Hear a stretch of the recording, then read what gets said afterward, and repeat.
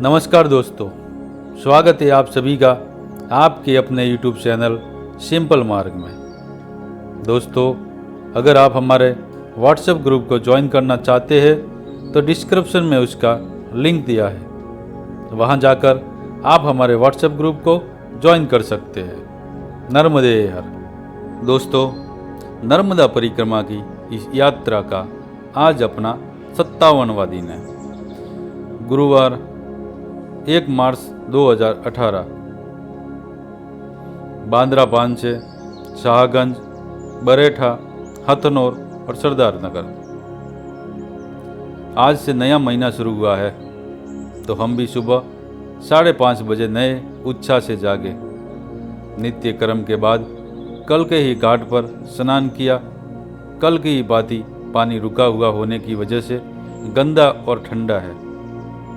अभी सारे टूरिस्ट परिक्रमावासी भी हड़बड़ा रहे हैं तो वो सब भी ब्रश, शौच, स्नान इसी में जुटे हुए हैं।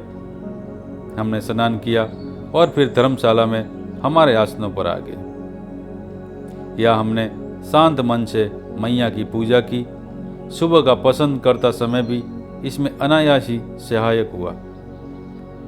इसके बाद हम बसे हुए 5-6 पैदल परिक्रमावासियों ने कल शाम को मिले हुए उबले हुए शकरकंद का मिलजुल कर बाल भोग किया और फिर सारा सामान समेट नर्मदे हर करके 8 बजे आगे की पद यात्रा प्रारंभ की।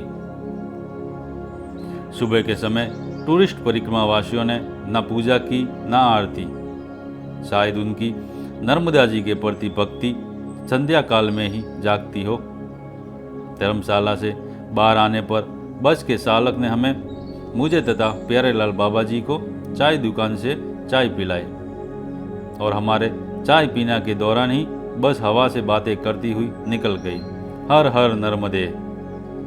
अब हम तिकड़ी में चल रहे हैं और बचपन से ही सुनते आए हैं कि 3 तिगाड़ा काम बिगाड़ा, पर हमें इन सब से कोई फर्क कहाँ पड़ता है। हम तीनों ग्रामीण रास्तों से अपनी ही मस्ती में हथनौर गांव की दिशा में बढ़ रहे हैं। ऐसे ही चलते रुकते हम दोपहर 12 बजे बरेठा गांव में आ गए। इसके पूर्व मार्ग में एक किसान ने हमें कुछ चने की फलियां दी, जिन्हें छीलते खाते मैं और बाबा जी चल रहे हैं, जबकि रवि जी सिर्फ छील रहे हैं। पता नहीं उनकी चनों से क्या दुश्मनी है, पर वो कच्चे चने नहीं खाते हैं। पूछताछ से हमें पता चला कि पास में एक मंदिर है, वहाँ हमारी कुछ व्यवस्था हो सकती है, जो हमने श्री प्यारे लाल जी की वजह से ही की। अन्यथा तो हम बिना दोपहर भोजन प्रसाद के चलने के भी अभ्यासी हैं। पर इनकी आयु और इनके पास के सामान के वजन को देख हमने अब इनके अनुरूप दोपहर में थोड़ा विश्राम करने की भी सोची है, केवल अगले कुछ दिन। तो हम उस गांव के अंदर बसे मंदिर में आ गए। 2-4 बार नर्मदे हर का पुकारा करने पर एक सन्यासी पंडित जी बाहर आए, पर ये सूरदास है तो हमने इन्हें किसी भी तरह का कष्ट देना उचित नहीं समझा। उन्होंने ही हमें जानकारी दी कि थोड़ा आगे मैया के तट पर ही एक आश्रम है, श्री पंचमुखी हनुमान मंदिर। वहाँ हमारे दोपहर भोजन प्रसाद की व्यवस्था हो सकेंगी, तो हमें वही जाना चाहिए। कुछ सुस्ताने के बाद हम इन्हें नर्मदे हर करके आगे बढ़े और फिर तेज धूप में चलते हुए यहाँ से 2-3 किलोमीटर दूर स्थित श्री हनुमान मंदिर और आश्रम में आ गए। हमें देख पाकशाला में कार्य कर रहे लोगों के माथों पर ना जाने क्यों बल पड़ गया, जबकि अभी तो हमने हमारा सामान तक जमीन पर नहीं रखा था। फिर भी हमने आराम से सामान रख हाथ मुंह धोए और फिर भोजन प्रसाद के विषय में जानकारी लेने बाबा जी आश्रम के सेवादार के पास आए। उन्होंने जात पात पूछने के बाद बहुत ही रुक्षता से हमें बर्तन और चावल दाल की खिचड़ी बनाने का सामान दिया। प्यारे लाल जी के प्यार की वजह से हम भी ये सब सहते रहे, अन्यथा हमारा ऐसे व्यवहार के बाद वहाँ रुकने का कोई मन नहीं था। हमने चने चीले, चूल्हा जमाया और बाकी के ऊपरी चिल्लर काम किए। प्यारे लाल जी ने प्रेम से हम सभी के लिए खिचड़ी बनाई, मैया को भोग दिखा हमने आनंद से खिचड़ी प्रसाद पाया और फिर सारे बर्तन धोकर उन्हें लौटा दिए। इसके बाद हम कुछ देर विश्राम करते वहाँ लेटे रहे। जब हम बर्तन लौटाने पाकशाला में गए तब तक बाबा जी लोगों का भोजन हो गया था और कुछ रोटियां शेष बची थी, तो उन्होंने हमें वो रोटियां लेने की पेशकश की, पर अब हमें भी उनकी आवश्यकता कहा थी तो हमने भी प्रेम से नकार दिया। हमारे विश्राम के दौरान पास के ही कुछ ग्रामीण जन प्रमुख स्वामी जी मठाधीश जी से मिलने हेतु आए थे। उनकी बातों का सार ये था कि कोई खेती के बंटवारे का आपसी विवाद है, जिसे स्वामी जी मध्यस्थता करके सुलझा देंगे तो कृपा होगी। स्वामी जी ने भी अपने अनुरूप इस विवाद का भरपूर फायदा उठाने की रणनीति उन्हें समझाई। साथ ही ये भी कि विवाद हल होने से इतनी इतनी जमीन श्री हनुमान जी महाराज के नाम भी आपको दान देना होगा, आदि आदि। हम ये सब सुन केवल एक दूसरे को देख मुस्कुराए कि मैया धन्य है तेरी लीला, हमें और क्या क्या दिखाऊंगी। नर्मदे हर नर्मदे हर। हमारी आगे बढ़ने की जीत पर प्यारे लाल जी भी बेमन से ही पर अपनी दोपहर की नींद खराब करके 3 बजे चलने लगे।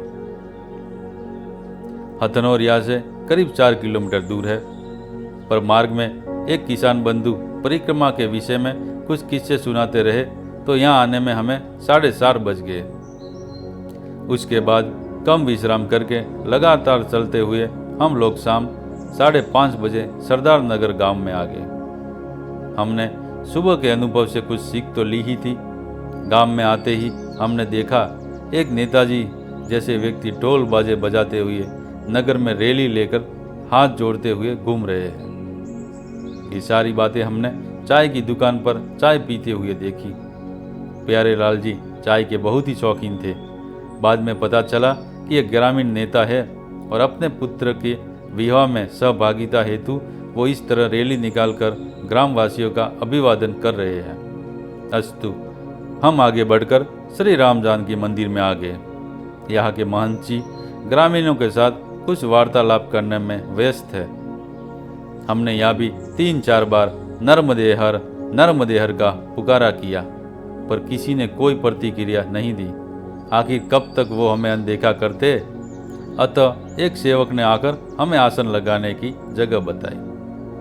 हमने तत्काली सामान रखा और स्नान के कपड़े लेकर सामने ही बने पक्के घाट पर आ गए। यहाँ भी मैया की दशा दयनीय थी, जबकि इसके बाद का गांव प्रदेश के मुखिया का गांव था। जो नर्मदा जी के भक्त है ऐसी ही उनकी छवि है, और जिन्होंने स्वयं भी मैया को सदा नीरा रखने हेतु वृक्षारोपण का बड़ा सरकारी आंदोलन चलाया था। हालांकि हमने अब तक की हमारी परिक्रमा में कहीं भी वृक्षारोपण किया हुआ नहीं देखा है, जबकि हम अलीराजपुर से होशंगाबाद तक की उत्तर तट की यात्रा कर चुके हैं। हो सकता है मैया के स्थान पर कुछ और ही सदा नीरा हुआ हो। सारा दिन तेज धूप में चलने के बाद मैया का ये सानिध्य हमें बहुत ही सुखकर लगा। स्नान से निवृत्त हो हम आश्रम में आ गए और फिर हमने मैया की संध्या की पूजा उपासना की। यहाँ के मंदिर में प्रभु श्री रामचंद्र जी, माता सीता जी, लक्ष्मण जी और हनुमान जी के विग्रह बहुत ही जीवंत और सुंदर है, मानो साक्षात अयोध्यापति जी या विराजित हो।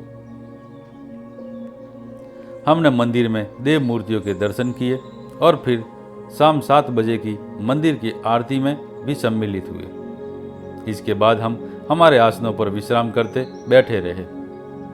इस आश्रम में अखंड रामायण पाठ भी चलता रहता है। रात्रि 8 बजे हमें भोजन प्रसाद हेतु बुलावा आया, जिसमें हमने स्वादिष्ट खिचड़ी प्रसाद पाया। बर्तन धोने के बाद हम पुनः आसनों पर आ गए। नित्य का लेखन कार्य और गीता जी के अगले अध्याय का भावार्थ पढ़ हम रात्रि 9 बजे निद्राधीन हुए। हमसे 10 मीटर की दूरी पर रामायण जी का पाठ चल रहा है। 25 मीटर की दूरी पर प्रभु रामचंद्र जी विराजे हुए हैं और 40 मीटर की दूरी पर माँ नर्मदा स्थित है। ये संयोग कितना सुखद और शांतिदायी है, इसकी केवल कल्पना ही की जा सकती है। शायद सर्वज्ञ सुख यही होता हो। एक अर्थों में आज हम स्वर्गवासी हो गए हैं। कल दिनांक 2 मार्च 2018 को रंगोत्सव का त्यौहार है, तो असुविधा से बचने हेतु हम इसी आश्रम में रुकेंगे। नर्मदे हर। दोस्तों, अगर आपको हमारा वीडियो अच्छा लगा हो तो लाइक करें, अपने मित्रों में शेयर करें, कमेंट करें और हमारे चैनल को सब्सक्राइब जरूर करें। नर्मदे हर।